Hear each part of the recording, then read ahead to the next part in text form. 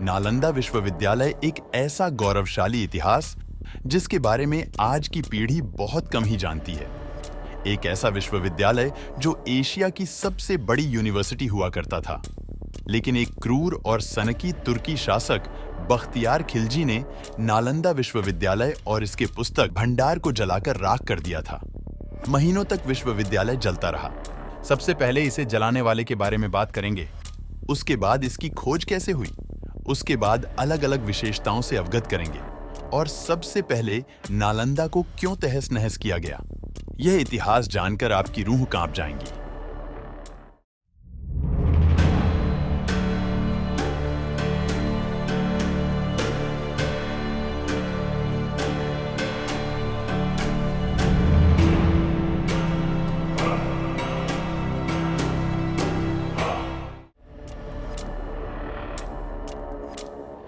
नालंदा विश्वविद्यालय प्रांगण में 10,000 से ज्यादा विद्यार्थी शिक्षा लेते थे और उनको शिक्षा देने के लिए 1600 से अधिक पंडित आचार्य हमेशा मौजूद थे। एक समय की बात है, बख्तियार खिलजी नाम के क्रूर लुटेरे की तबीयत खराब हो गई। किसी गंभीर बीमारी ने उसे जकड़ लिया था। उसने अपने हाकिमों से बहुत इलाज करवा लिया, लेकिन उसकी तबीयत ठीक नहीं हुई। उस समय यात्री प्रांगण में घूमते हुए सभी विषय पर पढ़ने वाले आचार्यों से भेंट करते हुए मोहम्मद बख्तियार खिलजी के राज्य में जा पहुंचा। वहां से पता चला कि वह अभी बीमार है तो मिल नहीं सकता। उस यात्री के विशेष आग्रह पर बख्तियार खिलजी मिलने के लिए तैयार हुआ। यात्री ने मिलते ही बख्तियार खिलजी को सलाह दी कि विश्व प्रसिद्ध नालंदा विश्वविद्यालय में आयुर्विज्ञान विभाग के प्रमुख पंडित राहुल श्री बद्री जी आपका इलाज करके आपको ठीक कर सकते हैं। लेकिन बख्तियार खिलजी ने शर्त रखी थी कि मैं किसी प्रकार की भारतीय पद्धति से बनाई गई दवा नहीं खाऊंगा, क्योंकि ये काफिरों के द्वारा बनाई गई है। फिर कुछ समय के बाद राहुल जी श्री बद्री ने कुरान की प्रति लेकर खिलजी के पास गए और सलाह दी कि प्रतिदिन कुरान की प्रतियां आप पढ़ेंगे तो आप ठीक हो जाओगे। ये मेरा दावा है। उसके कुछ दिनों तक खिलजी ने कुरान की प्रतियां दिन में कई बार पढ़ी और उसने महसूस किया कि उसके स्वास्थ्य अब ठीक होने लगा है। उसके बाद उसने पता लगाया कि मैं ठीक कैसे हो गया, तो उसे पता चला कि पंडित राहुल श्री बद्र जी ने कुरान की प्रति पर दवाई का लेप लगा दिया था। जिनको पता था कुरान पढ़ने वाले खिलजी हमेशा पन्ने पलटते समय हाथ पर थूक लगाता है। इस माध्यम से शरीर में दवा का असर हुआ और वह ठीक हो गया। उसी के तुरंत बाद खिलजी को यह बात सहन नहीं हुई कि मेरे नियम हकीमों से मैं ठीक नहीं हुआ, परंतु काफिर की दवाई ने मुझे ठीक कर दिया। मेरे हकीमों से ज्यादा ज्ञान आचार्य और पंडितों में है। मन ही मन में वो विश्वविद्यालय के प्रति द्वेष पैदा हो गया। नालंदा विश्वविद्यालय पूर्ण रूप से शांति का संदेश देने वाले भगवान बुद्ध से प्रेरित था। जगह जगह पर भगवान बुद्ध की प्रतिमाएं अरस्तु बनाए गए थे। हर आचार्य, पंडित, हर विषय में परिपूर्ण ज्ञानी और विद्यार्थी सभी भगवान बुद्ध के सामने नतमस्तक होकर शिक्षा अर्जित करते थे। यह बात खिलजी को सहन नहीं हुई, क्योंकि वह एक मूर्ति भंजक था। मूर्ति पूजकों को मारना अपना धर्म समझता था और मूर्ति पूजक द्वारा इसका इलाज करके ठीक करना उसे अपने धर्म की तौहीन नजर आई। नालंदा तो शांति और शिक्षा के लिए विश्व में विख्यात था। खिलजी और उसके साथियों ने विश्वविद्यालय के सभी दरवाजों को बाहर से बंद किया और एक टोली अंदर घुस गई। उसके बाद जो क्रूर खेल नालंदा विश्वविद्यालय में हुआ, जो शब्दों में बयान नहीं किया जा सकता, जहां आचार्य, पंडित और विश्व के अलग अलग कोने से आए विद्यार्थियों का टपकता खून बिखरा हुआ था, उसको बताना कठिन है। हजारों शिक्षकों को पल भर में मार दिया गया। शांति के संदेश को फैलाने वाले असहाय, खाली हाथ वाले मौजूद, सभी को खिलजी की मूर्ति पूजक विरोधी मानसिकता ने मार दिया।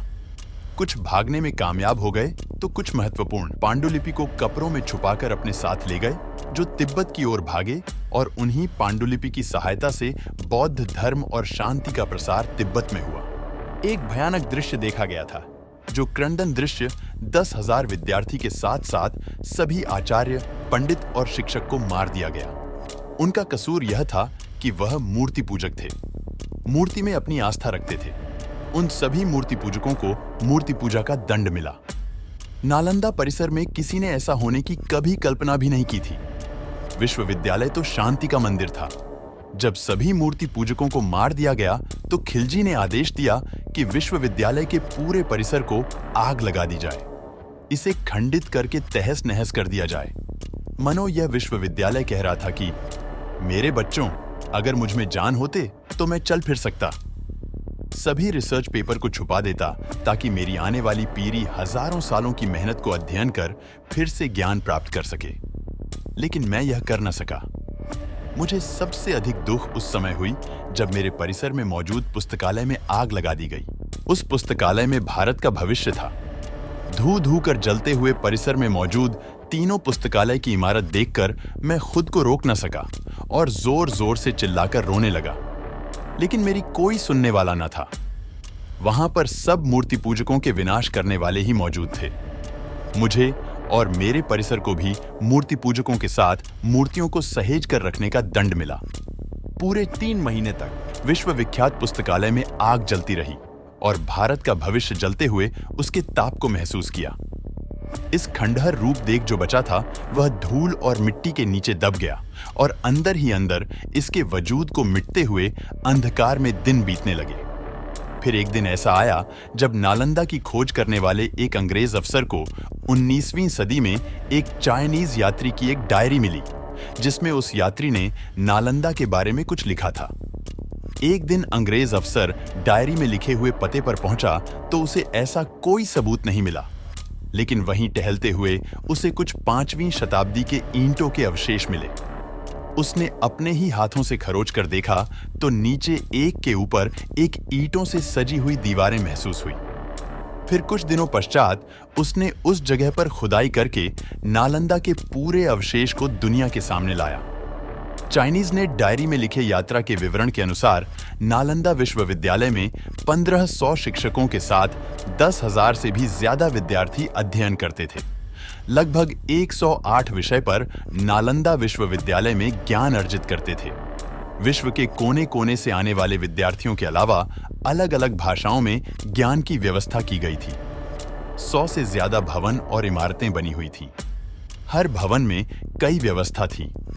जगह जगह स्टडी हॉल, प्रार्थना की अलग जगह और रहने की व्यवस्था थी। रहने के लिए प्रत्येक विद्यार्थी के लिए अलग अलग कमरे बने हुए थे। हर कमरे में रोशनी की व्यवस्था थी। उस समय भी जब दुनिया में लाइट नहीं थी तो दिए के लिए जगह बनी हुई थी। कई देशों के विद्यार्थी इसमें ज्ञान अर्जित करने आते थे। उसी डायरी के अनुसार 10 विद्यार्थियों में से सिर्फ 3 विद्यार्थी नालंदा में पढ़ने योग्य माने जाते थे। अर्थात जो भी विद्यार्थी यहाँ पढ़ने के इच्छुक होकर आते थे उनका एक साक्षात्कार होता था। 10 विद्यार्थियों में से सिर्फ 3 ही प्रवेश पा सकते थे। आज भी विश्व में ऐसा कोई विश्वविद्यालय नहीं है। 19वीं सदी में 5% भाग ही खुदाई करके निकाला गया। उसके बाद खुदाई बंद कर दी गई। उसके बाद 2016 में फिर से खुदाई प्रारंभ हुई। उसके बाद यूनेस्को द्वारा नालंदा को विश्व धरोहर में शामिल किया गया। इसलिए अभी इसके अवशेषों को निकालने और सहेज कर रखने की जिम्मेदारी यूनेस्को द्वारा संभाली जाती है। नालंदा विश्वविद्यालय 3 राजाओं ने मिलकर बनाया था। इसमें पहले राजा कुमारगुप्त थे जो मगध के राजा थे। मगध की राजधानी राजगीर होते थे जो विश्वविद्यालय से 15 किलोमीटर की दूरी पर स्थित थे। कुमारगुप्त ने 500 ईस्वी में नालंदा विश्वविद्यालय के रूप में स्थापना की थी। आप जिस स्थान पर आज आए हैं लगभग 1600 वर्ष पूर्व एक विश्वविद्यालय हुआ करता था। दूसरे थे कन्नौज के राजा हर्षवर्धन। उन्होंने नालंदा की दूसरी मंजिल का निर्माण कराया। लगभग 7वीं शताब्दी में इसकी ख्याति दूर दूर तक फैलने लगी। उसके पश्चात तीसरे थे राजा देवपाल जो बंगाल के राजा 9वीं शताब्दी में आए और इसे देखकर प्रसन्न हो गए। फिर उन्होंने तीसरी मंजिल का निर्माण किया। इस विश्वविद्यालय के नाम और उपनामों के पीछे 3 राज्यों का नाम सबके ऊपर लिखा जाता है।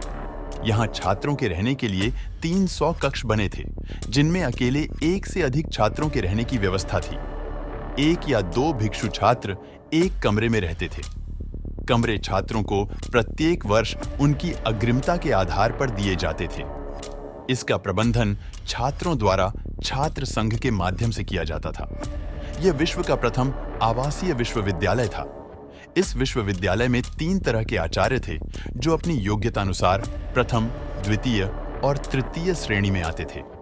नालंदा के प्रसिद्ध आचार्यों में शीलभद्र, धर्मपाल, चंद्रपाल, गुणवती और अस्थिरमति प्रमुख थे एवं शाम के समय इस विश्वविद्यालय के प्रमुख शीलभद्र थे।